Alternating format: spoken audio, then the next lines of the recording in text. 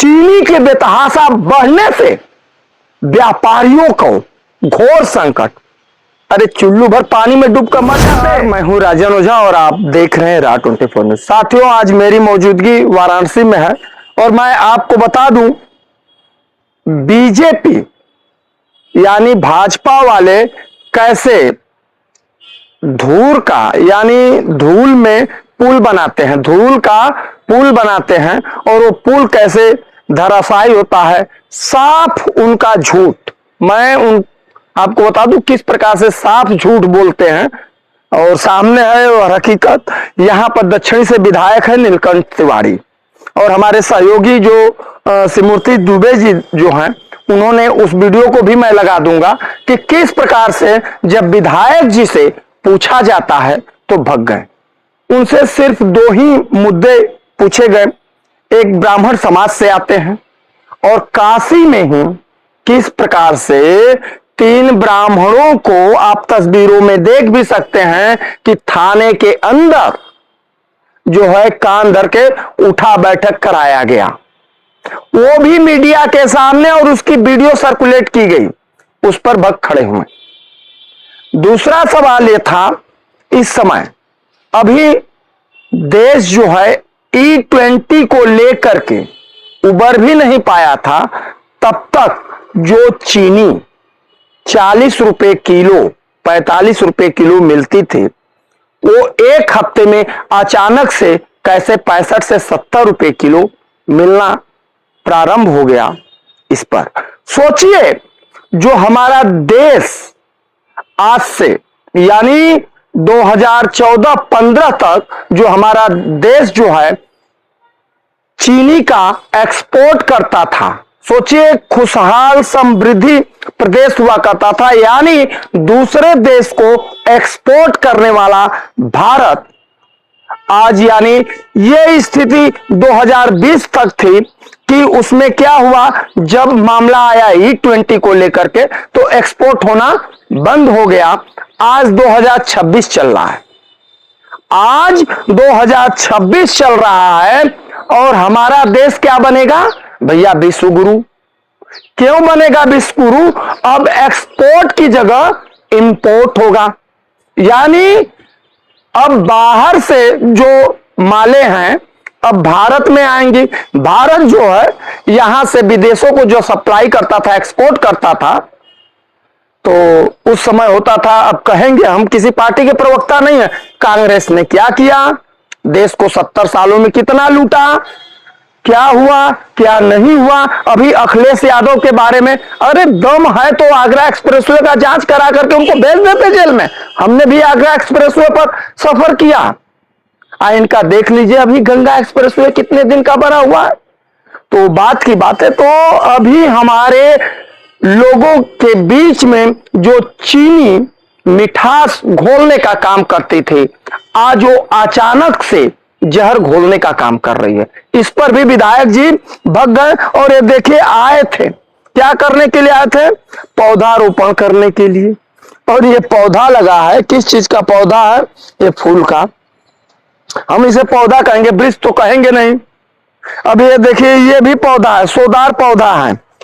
अब इसे किसको ऑक्सीजन मिलेगा भैया? क्या होगा इससे? कितने दिन? इस पौधे की अधिकतम लाइफ ही 4 से 5 साल की होती है।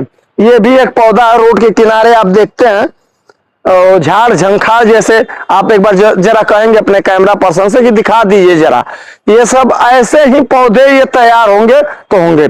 एक पौधा ये फलदार वृक्ष है और ये अमरूद का है।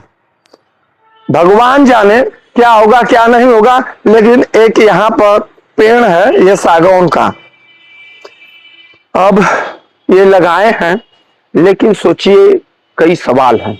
विधायक जी जिस प्रकार से आप तस्वीरों में देख सकते हैं, इस वीडियो को मैं पूरा लगभग लगा दूंगा कि जब हमारे सहयोगी उनसे पूछ रहे थे तो कैसे भाग खड़े हुए। तो भाजपा के नेताओं के पास अब कुछ बचा नहीं है। एक तरह से मैं बता दूं कि थेथरपना, भोजपुरी में लोग बोलते हैं थेथरे अदम्बा।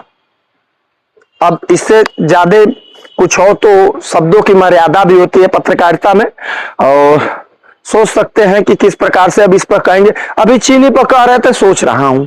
अरे भैया क्या सोच रहे हो, दम है इसी बनारस में ये जो गढ़ है, विशेषरगंज मंडी आढ़त है, समझिए ये पूर्वांचल का सबसे बड़ा आढ़त है। अगर करीब यहां पर वास्तविक में दम नहीं होगा विधायक जी का, जांच करा देंगे, यहीं के प्रधानमंत्री हैं, सांसद हैं, यहीं से करीब 6000 टन दम पड़ा है इसी विशेषरगंज में चीनी। और तमाम गोदी मीडिया कह रही है शर्म नहीं आएगा इन लोगों को चुल्लू भर पानी में डूब कर मरने के लिए। मैंने देखा उनका मैं ब्रांड एम्बेसडर नहीं हूं कि उनके चैनल का मैं प्रचार करूं। अरे शर्म नहीं आएगी तुम लोगों को। कह रहे थे चीनी के बेतहाशा बढ़ने से व्यापारियों को घोर संकट। अरे चुल्लू भर पानी में डूब कर मर जाते, एसी में बैठ करके, एसी रूम में बैठ करके। कौन से व्यापारी को संकट हो गया, कौन से व्यापारी को संकट हो गया? जांच कराओ, आओ, तुम्हारी कैमरा औकात है, घुमा करके दिखाओगे बनारस के विशेषरगंज इलाके में एक एक घर में कितने चीनी कुंटल में निकलेंगे? औकात नहीं है। कह रहे हो कि व्यापारियों को, कुछ लोग हैं हाथ जोड़ लिए हैं कि सर हम लोगों की रोजी रोटी पता नहीं किससे डरते हैं, कैमरे के सामने आकर बोलते नहीं। इससे आम जनजीवन पर असर पड़ा है, ना कि किसी के व्यापारी के ऊपर असर पड़ा है। लेकिन शर्म नहीं आएगी और कहेंगे सरकार तुम्हारी है। विपक्ष से सवाल करूं, अखिलेश यादव से सवाल करूं कि राहुल गांधी से करूं? E20, अरे पूरे देश को मोदी जी आपने और आपके मंत्रियों ने कैसे इस देश को बर्बाद कर डाला। अभी तक हम भी मोदी आपके भक्त थे, लेकिन मजबूरी में इस तरह से बोलना पड़ रहा है कि आम लोगों के पेट पर कैसे डकैती डाला जा रहा है। उस किसानों का दर्द पूछिए ना, उस किसानों का दर्द पूछिए जो अभी बारिश नहीं हो रहा है, धान सूख रहा है, पानी की व्यवस्था नहीं है, कैसे कैसे रात रात भर जग करके सिंचाई करता है, फसल तैयार करता है, और दैविक आपदा होता है, ऊपर वाले का भी प्रकोप चलता है, फसल बर्बाद हो जाती है, लेकिन मिलने के लिए 54 रुपया तक भी नहीं उनको मदद मिलता है।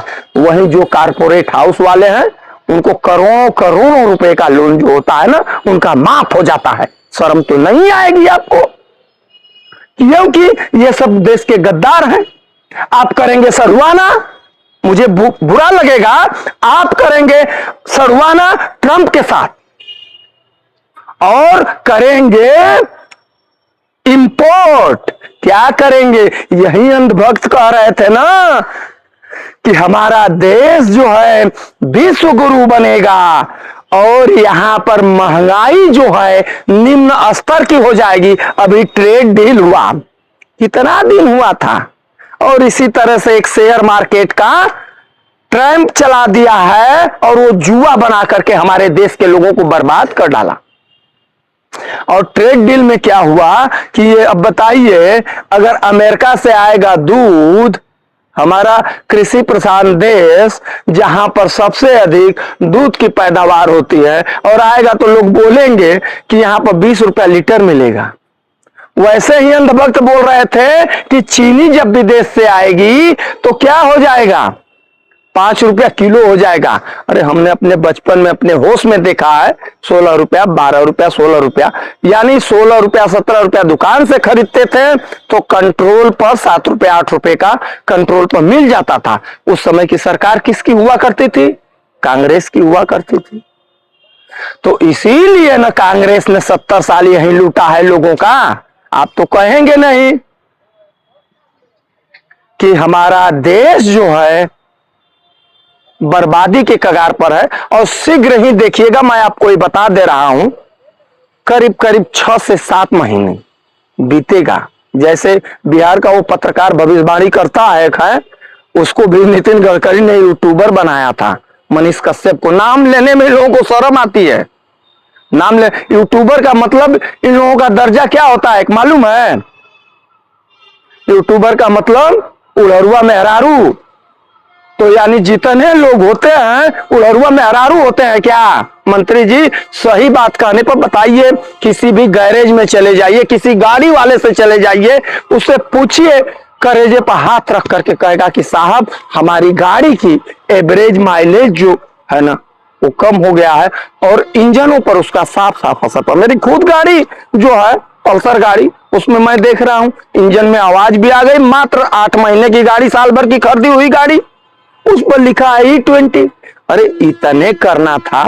जापान है, जापान का आप दूसरे देशों का तुलना की बात कर रहे हैं, देख लीजिए वहां E20 नहीं चल रहा, E10 तक ही चल रहा है। और इतना करना है आपको तो एक साफ बना देते हैं कि यहां पर E10 है और यहां पर शुद्ध जो है XP 100 पेट्रोल है, जिसे जो लेना चाहे वो अपने गाड़ी में भर सकता है। लेकिन आप तो करेंगे गडकरी साहब को खुश, कुछ और लोगों को खुश, अंडानी अंबानी को खुश, और बताएंगे आम देश हम भी बोल रहे हैं तो कहेंगे कि ये देश का गद्दार है। कहेंगे अभी बीच में कुछ हुआ था तो लोग बोले थे बांग्लादेश को लेकर के, क्या कहे थे? तो कहे थे कि ये देश का गद्दार है। अंधभक्त बोल रहे थे देश का गद्दार है। अरे पूछ लिए छत्तीसगढ़ से जो सॉरी झारखंड से जो बिजली का प्लांट जो बैठा है अंडानी का, वो बांग्लादेश को वहां से बिजली जाती है कि नहीं जाती है? जांच करवा लीजिए। देश का गद्दार कौन है? कुर्सी पर जो बैठा है वो है कि यहां की जनता हम पब्लिक है? तो साथियों ये दर्द है, आम लोगों का दर्द है, किस प्रकार से जमाखोरी करके आम लोगों को लूटा जा रहा है, और विधायक जी भगते चले गए। चलिए मुझे दीजिए इजाजत, फिर हम किसी नेक्स्ट वीडियो के लिए हाजिर होंगे। कैमरा पर्सन शुभम तिवारी के साथ वाराणसी से राजेंद्र ओझा की रिपोर्ट। धन्यवाद, जय हिंद।